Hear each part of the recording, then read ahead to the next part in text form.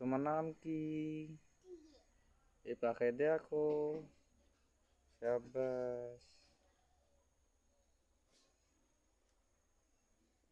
কি সুন্দর খেলা খেলাইতেছে। সে একটা কাপড়ের ঘর বানাইছে। দেখো কত সুন্দর করি। আমার খুঁটিটা গাঢ় ভালো করি। এরা যায় না।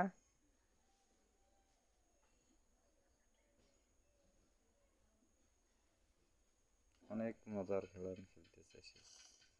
মশা ধরতেছে, মশা ধরে না।